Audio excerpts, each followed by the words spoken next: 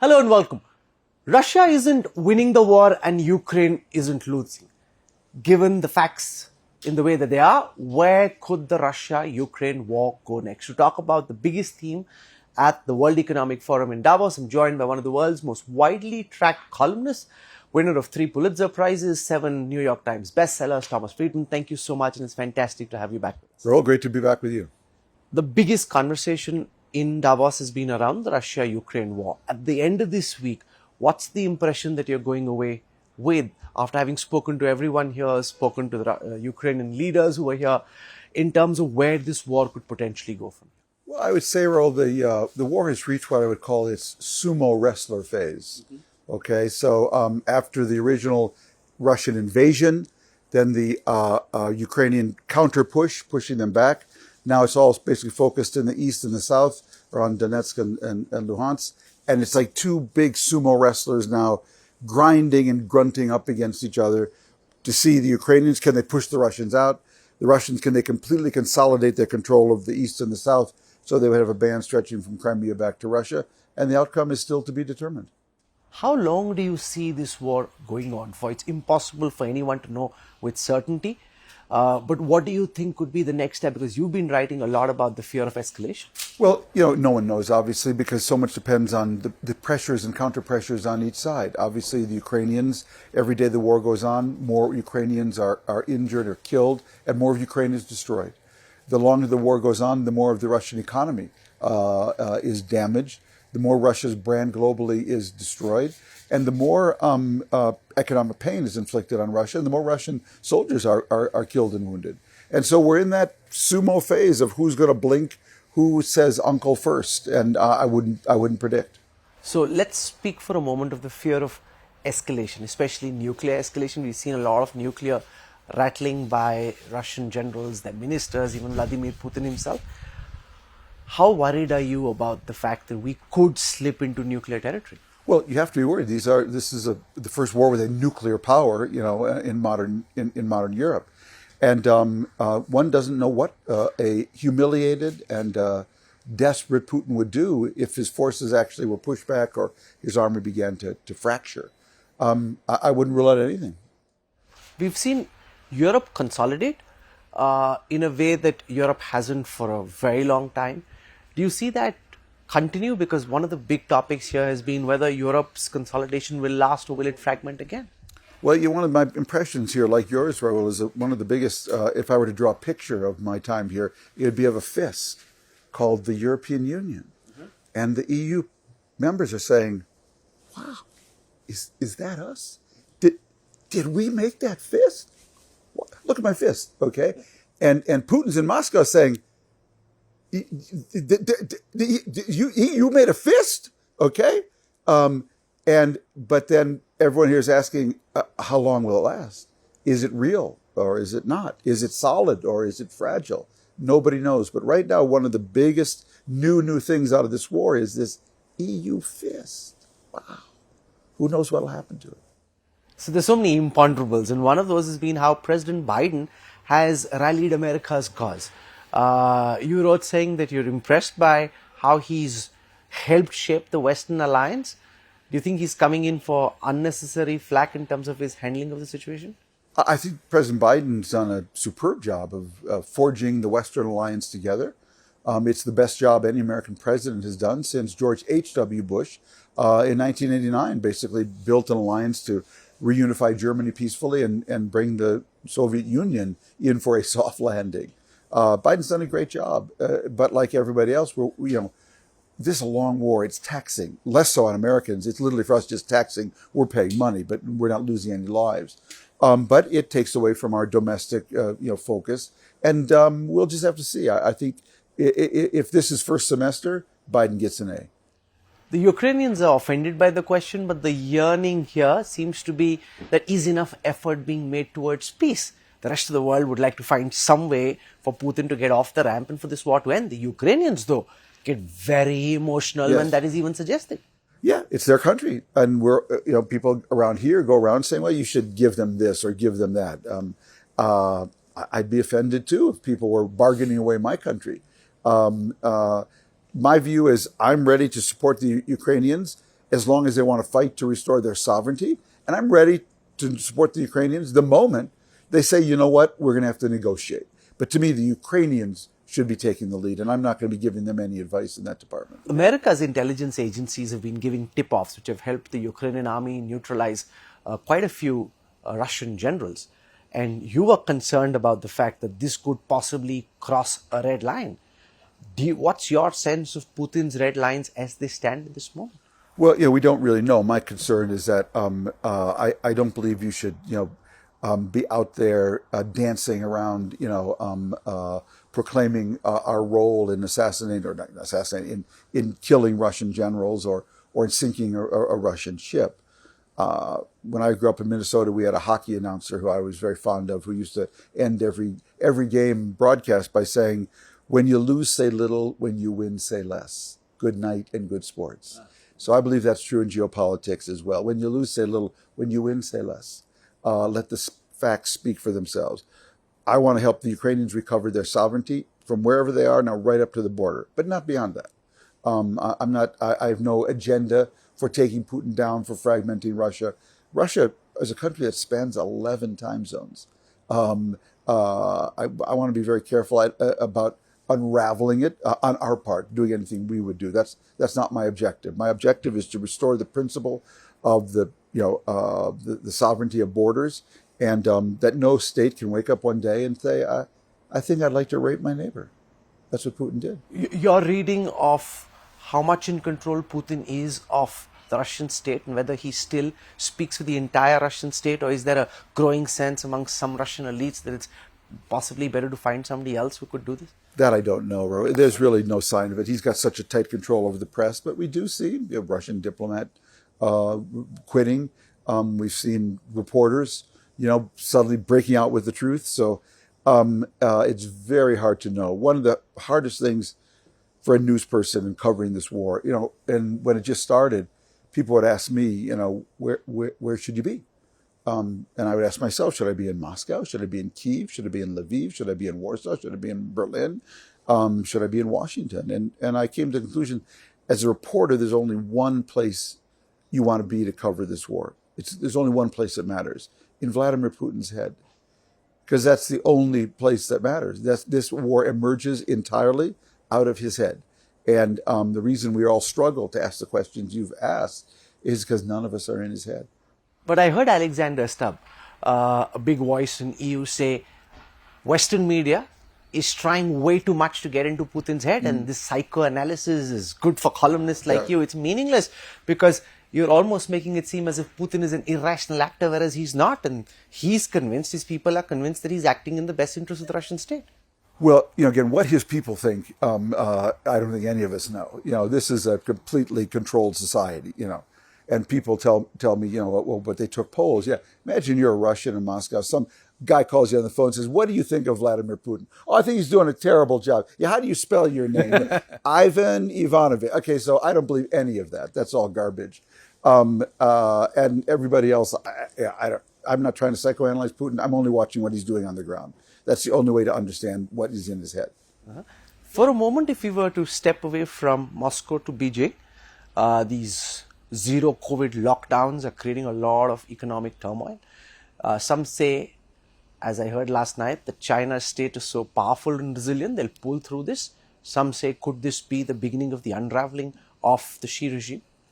How do you? Yeah, I just have no idea. All I know is what they're doing. It's very hard to see how it can succeed, because basically what China is doing is taking on Mother Nature. China's basically said, I'm going to have a national strategy for a global pandemic. Well, good luck with that. It worked as long as their vaccine worked against the Delta variant, but their vaccine is completely ineffective, virtually ineffective against Omicron. So none of their people are really vaccinated. Meanwhile, because they use this strategy of locking down everything and chasing everyone who had it, no one has herd immunity.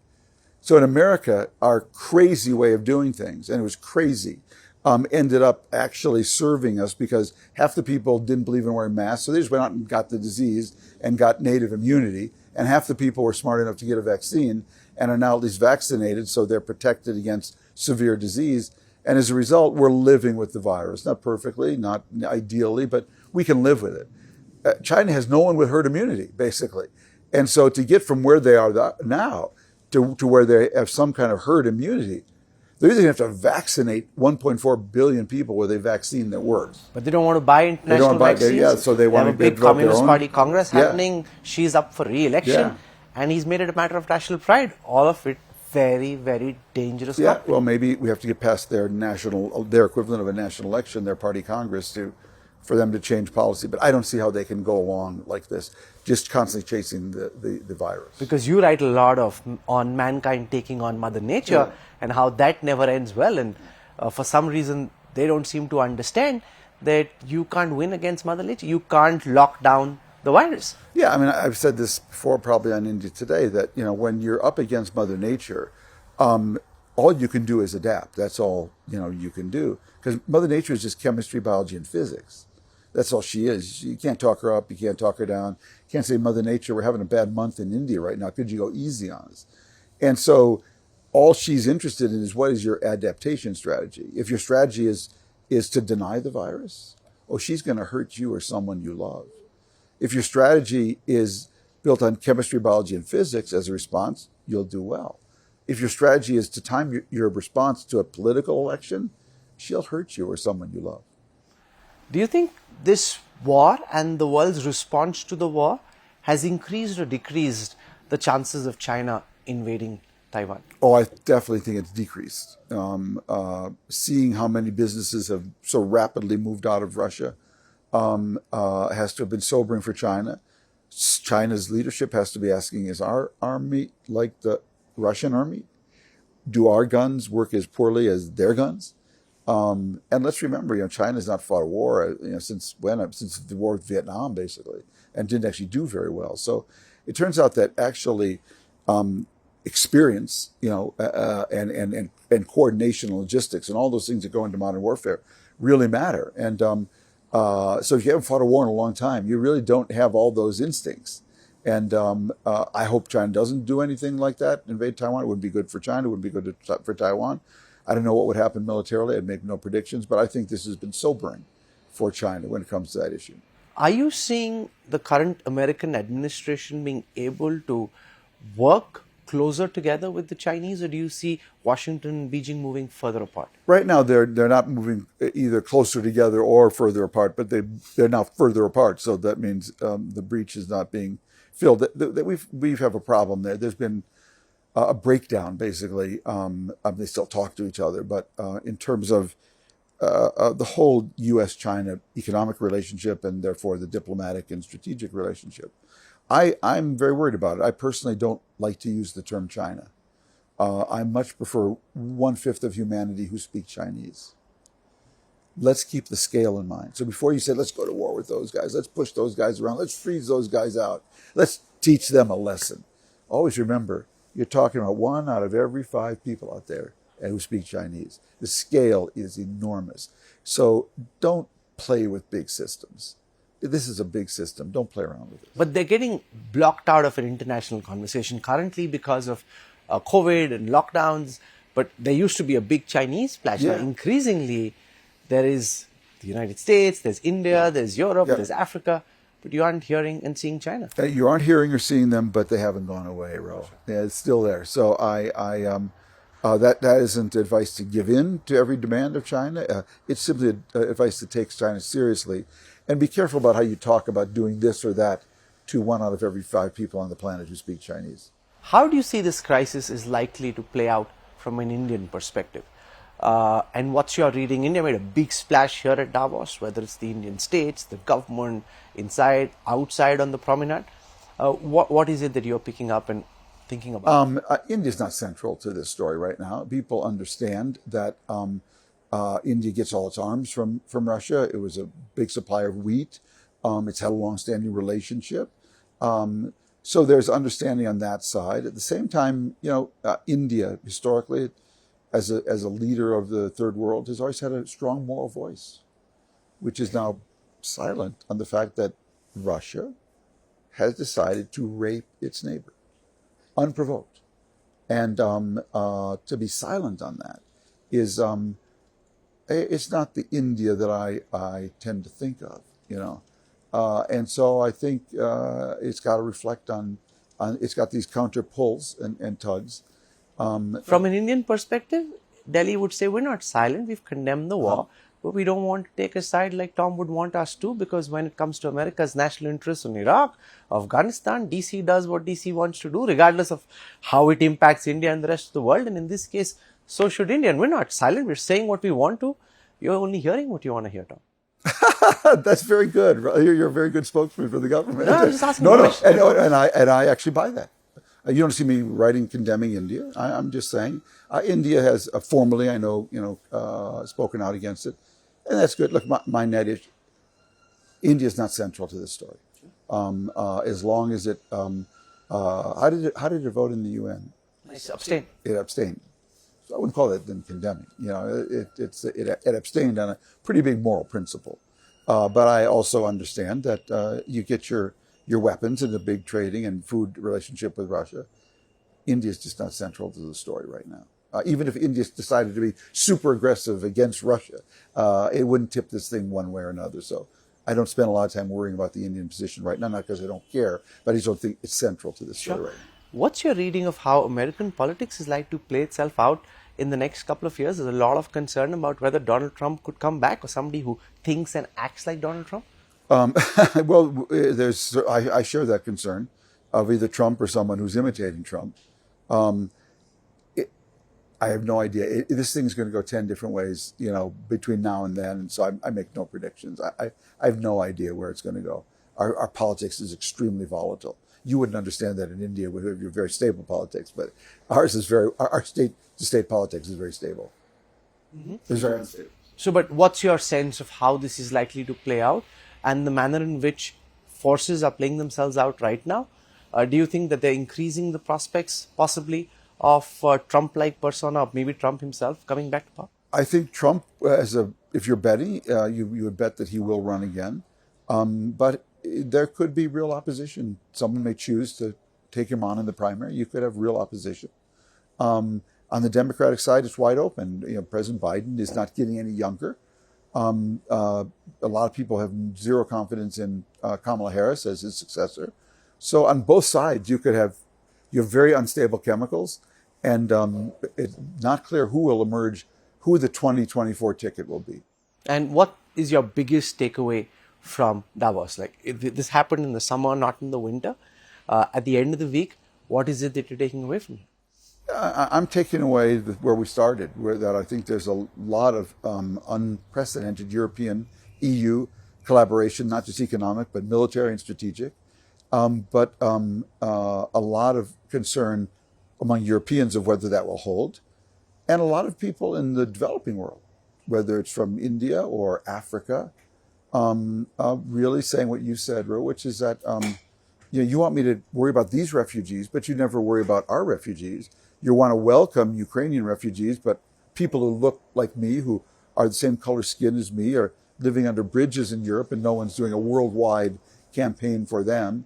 And so there's that kind of push and pull. Mm-hmm. And what would you be forecasting and looking out for? So if you were looking out into the future from here in terms of where things are, what would be the trends that you'd be looking out for? The only thing I'm looking at is what will be the outcome of that sumo wrestling match now in eastern Ukraine, because that will decide everything will flow from that. And the other thing I'm watching is what's going on inside Russia, because the most uncovered but important story here is what happens when Ivan Ivanovich goes to his ATM machine and takes out money, or there is no money, or doesn't get a paycheck, or his factory has to close because it's got no microchips, or he can't fly from Moscow to Vladivostok because all the planes have lost their spare parts. We're not seeing that part of the story. And so it's very hard to know what the full pressures are on the other sumo wrestler. Well, you always have very fascinating insights on questions which nobody has clear answers to, and it's been fascinating talking to you. So thank you so much, Mr. Friedman, for your time. Wish you all the best. Thanks, Rahul. Pleasure. Thank you so much. You bet. If you like the video, do like, comment, share and subscribe.